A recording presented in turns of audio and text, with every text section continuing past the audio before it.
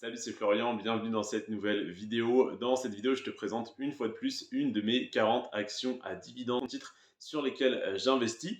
Aujourd'hui, je te parle de ADP. ADP pour Automatic Data Processing. Tu t'en doutes, c'est donc une entreprise du secteur technologique.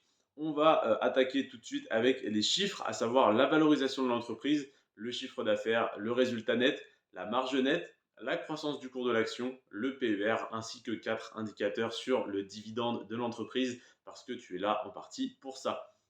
On attaque donc avec la valorisation de l'entreprise. Je trouve ça très important de commencer par ça pour que tu saches s'il s'agit d'une petite, moyenne ou grosse entreprise. Je n'ai pas de petite capitalisation dans mon portefeuille, mais j'ai des moyennes capitalisations. Après, j'ai beaucoup de grosses capitalisations, mais là, en l'occurrence, aujourd'hui, Automatic Data Processing, c'est une entreprise valorisée à 88 milliards de dollars. Pour te donner un ordre d'idée, en moyenne sur mon portefeuille, les valorisations sont à 198 milliards de dollars. Donc là, c'est une moyenne capitalisation, une petite par rapport à mon portefeuille qui est composé principalement de très grosses capitalisations. Donc on est à, je te l'ai dit, 88 milliards de dollars de capitalisation. Ça n'est pas non plus une petite entreprise, hein, ça reste énorme. Pour te donner un titre, enfin, comment dire, une comparaison, on a Coca-Cola qui a 258 milliards, McDonald's 193, Nike 187.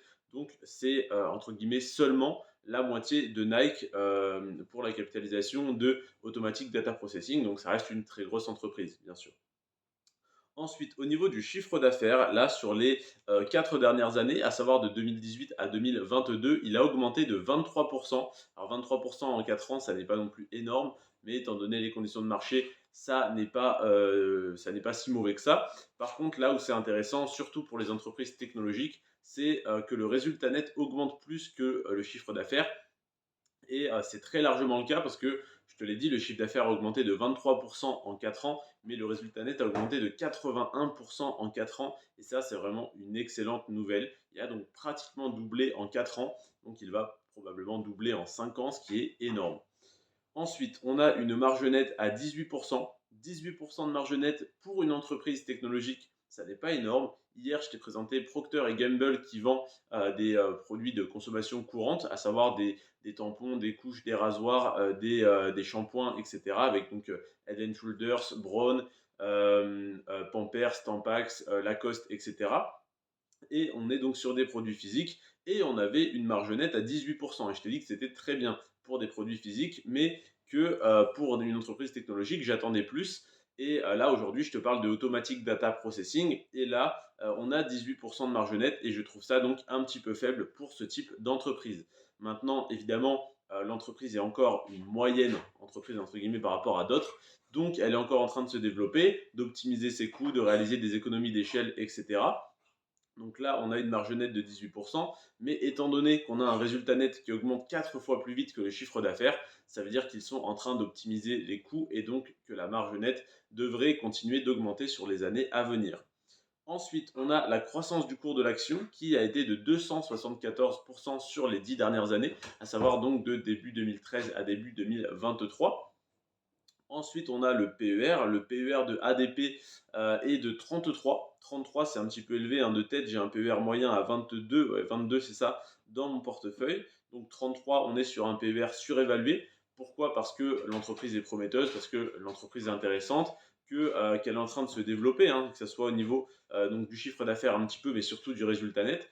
Donc c'est prometteur, donc ça plaît aux investisseurs, donc c'est surévalué. Et en plus de ça, tu vas voir également sur le dividende pourquoi l'entreprise est surévaluée. D'ailleurs, on y vient. Le dividende de Automatic Data Processing est versé sans interruption depuis 39 ans, 39 années consécutives et n'a pas diminué depuis 39 ans. Et ça, c'est énorme. Ça veut dire que depuis le premier dividende versé il y a 39 ans, il n'a connu aucune baisse et il n'a fait que d'augmenter. Et en plus de ça, évidemment, je te disais que l'entreprise était très prometteuse. Il n'a fait que d'augmenter au rythme de 11% par an en moyenne. 11% d'augmentation annuelle du dividende, c'est énorme et c'est largement au-dessus de l'inflation. Donc, si jamais tu es rentier grâce à ce type d'entreprise et donc que tu as ce type d'entreprise en portefeuille, tu as un revenu passif qui augmente de 11% par an, ce qui est extrêmement intéressant. Pareil, à titre de comparaison, en moyenne, eh bien, le rendement du dividende augmente de 11%, enfin les dividendes augmentent de 11% par an sur la totalité de mon portefeuille. Si on fait une moyenne, et je l'ai fait donc des 40 entreprises de mon portefeuille d'actions à dividendes, eh bien on a une augmentation moyenne de 11% par an. C'est donc ce que propose également Automatic Data Processing. C'est donc une très bonne nouvelle. Et au niveau du rendement du dividende, on a un rendement qui est à seulement 1,9%, mais je te laisserai le soin de faire le calcul. Si tu achètes aujourd'hui cette action avec un rendement à 1,9% et que le dividende continue d'augmenter de 11% par an, combien tu auras de rendement sur ton dividende dans 5 ans, 10 ans, 20 ans? Et tu vas vite te rendre compte que c'est beaucoup plus intéressant d'avoir une entreprise avec un rendement sur le dividende correct, voire même un petit peu faible, donc à 2 à 3%, où là on est à 1,9%, que d'avoir une entreprise qui verse 4,5, 5% de rendement, même 6%, si le dividende n'augmente pas, voire diminue par moment, comme ça peut être le cas sur pas mal d'entreprises françaises. Voilà donc les indicateurs clés de cette entreprise, donc de Automatic Data Processing. Je ne t'ai pas fait le petit descriptif Wikipédia, même si je l'ai noté. Voilà, je ne te le lis pas parce que c'est un petit peu fastidieux, un petit peu long pour toi, surtout à regarder, à écouter. Donc n'hésite pas à aller te renseigner, que ce soit sur Wikipédia ou sur n'importe quel article sur Google, mais en général, Wikipédia est pas mal pour avoir un petit descriptif de l'action. Ce qui est encore mieux, c'est sur Trade Republic. Quand tu cherches le nom d'une entreprise, tu as un petit descriptif comme Wikipédia, mais qui est en général un petit peu plus synthétisé et un petit peu plus orienté investissement. Wikipédia, c'est vraiment grand public pour que n'importe qui puisse comprendre. Là, sur Trade Republic, c'est un petit peu plus orienté sur comment expliquer l'entreprise à des investisseurs.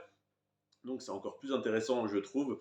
N'hésite pas donc à télécharger l'application Trade Republic. Je te mets le lien de parrainage en description pour que tu puisses obtenir une action gratuite, parce que je suis parrain Trade Republic, donc je peux te permettre d'être filleul et donc d'être parrainé, hein, d'avoir ce bonus-là. Et moi, ça me fait gagner 10 euros par personne qui s'inscrit et qui investit sur Trade Republic. Et puis, même si tu ne souhaites pas investir, que tu souhaites simplement pour l'instant te renseigner, tu peux le faire donc en regardant les descriptifs des actions sur Trade Republic. Tu télécharges l'application, tu tapes Automatic Data Processing et ça va donc te proposer l'action. Tu vas dessus et tu pourras lire le petit descriptif. Tu pourras également voir l'évolution du cours de l'action en temps réel, etc. Tout ce qui peut t'intéresser. Ensuite, si tu souhaites approfondir et refaire toi-même l'analyse que je viens de faire, qui a été faite en janvier 2023, donc je te la tourne en mars, je te la publie en mars.